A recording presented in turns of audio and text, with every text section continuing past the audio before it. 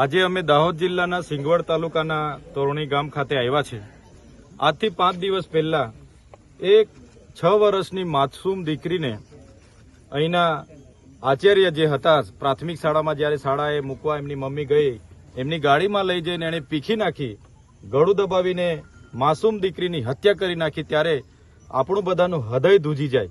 આવી રાક્ષસી કૃત્ય કરનાર નરાધમ આજ શાળાના ગોવિંદ નટ કરીને આચાર્ય છે। ત્યારે શિક્ષણ જગતનું માથું નમી જાય એવું કૃત્ય એમણે જ્યારે કર્યું છે, ત્યારે અમે આ પરિવારની જે દીકરી અમારી આ વચ્ચે નથી રમતી, હરતી રમતી દીકરી આજે નથી, ત્યારે એમની આત્માને પ્રકૃતિ શાંતિ આપે, સાથે પરિવાર પર જે દુઃખ આવી પડ્યું છે ત્યારે પરિવારને સાંત્વના આપવા માટે અમે આવ્યા છે।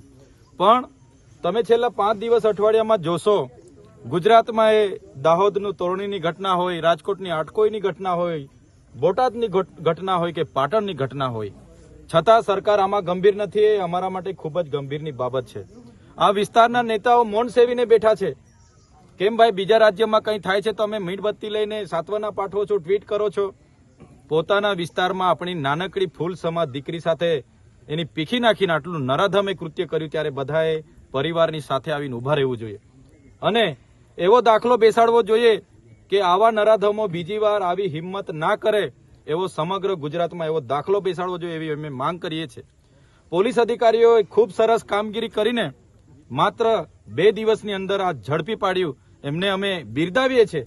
પણ અમે માગણી કરીએ છીએ કે ફાસ્ટ ટ્રેક કોર્ટમાં એનો કેસ ચાલે, એવી ફાંસીની સજા આપવામાં આવે, જે આખા રાજ્યમાં કે દેશમાં લોકો બીજી આવો કોઈ કીડો લઈને ફરતા હોય એવા હિંમત ના કરે, એવો દાખલો ગુજરાતમાં બેસે, એવી અમે માગણી કરીએ છીએ। આવનાર દિવસોમાં સીએમ મુખ્યમંત્રીને પણ અમે મળીશું। સાથે સાથે અહીંયા જાણવા મળ્યું છે કે આ વ્યક્તિ જે ભાજપની આરએસએસ વિશ્વ હિન્દુ પરિષદની શાખામાં જિલ્લાના પ્રમુખ હતા અને સમાજ સુધારકનું એ મુંગટ પહેરીને ફરતા હતા, ત્યારે અમે આ ઘટનાને નિંદા કરીએ છીએ। શું આવા સંસ્કાર મળે છે? અમારી 6 વર્ષની બાળકીને પીખી નાખવાના સંસ્કાર મળે છે?